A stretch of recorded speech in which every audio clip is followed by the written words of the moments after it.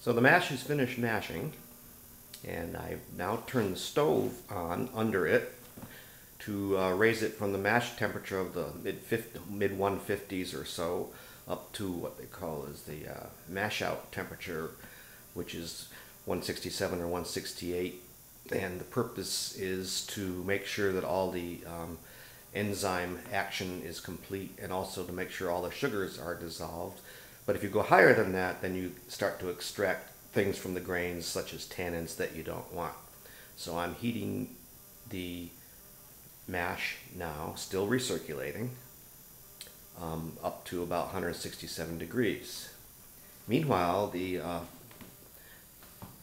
first batch of sparge water has been heated, and we'll want to heat that up to 175 degrees or so, so that when it goes into the top of the mash tun, it'll be 170 or so, which is an optimal temperature.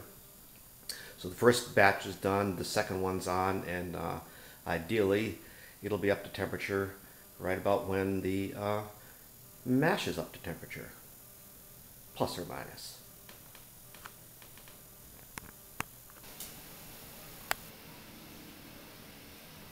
Okay, with everything up to temperature, it's time to start sparging and collecting. So you can see that instead of recirculating, the output of the mash tun is now being pumped up into the brew kettles.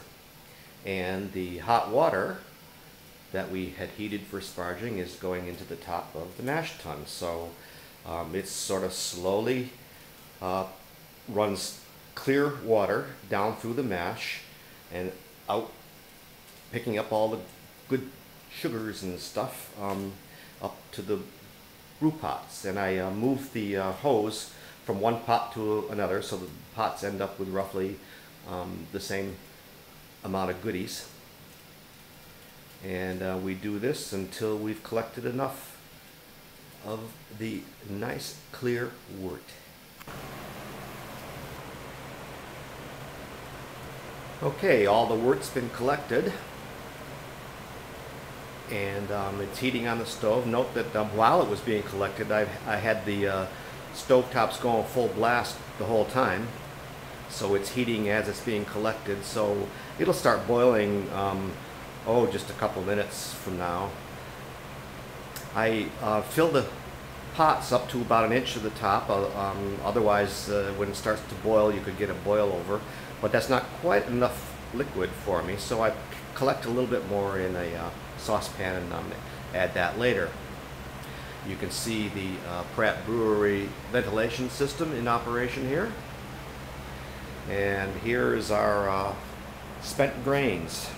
This will shortly go down the compost pile.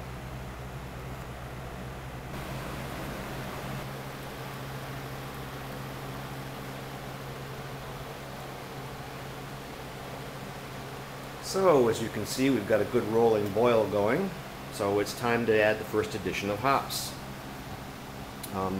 Hops added early in the boil contribute to bittering, and toward the end of the boil add flavor, and at the very end of the boil, or even later than that, like dry hopping, adds aroma.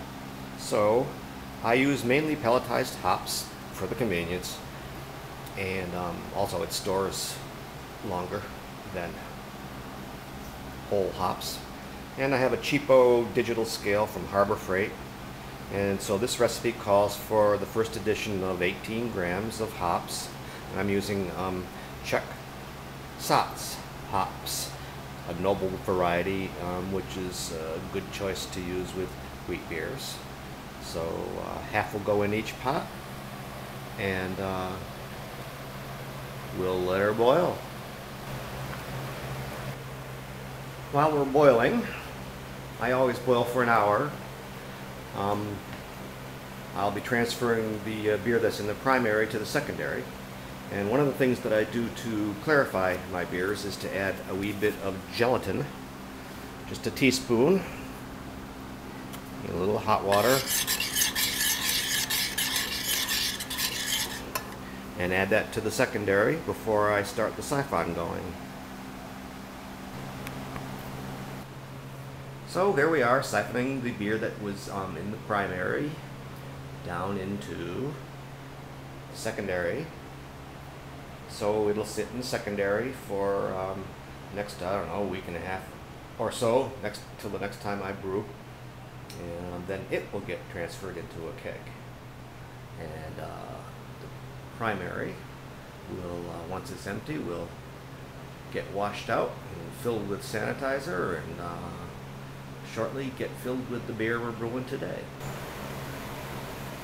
So another thing I do to clarify my beers is to use a little bit of Irish moss, which is some sort of seaweed. And don't ask me what's going on chemically or anything, I just do as I told. Here's some Irish moss that I've been hydrating in water for a little while, and I add it in, half to in each pot, of course, about 20 minutes before the end of the boil.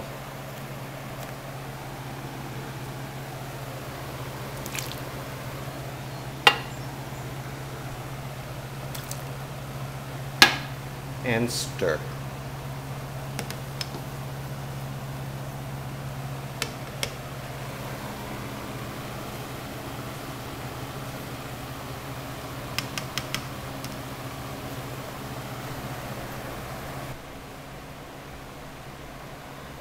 Well, it's about 10 minutes before the end of the boil, so it's time to add the second and final addition of hops, which I will do. And at the same time, I'll be putting in my immersion cooler, stick it in a pot, let it boil, like sterilization for free.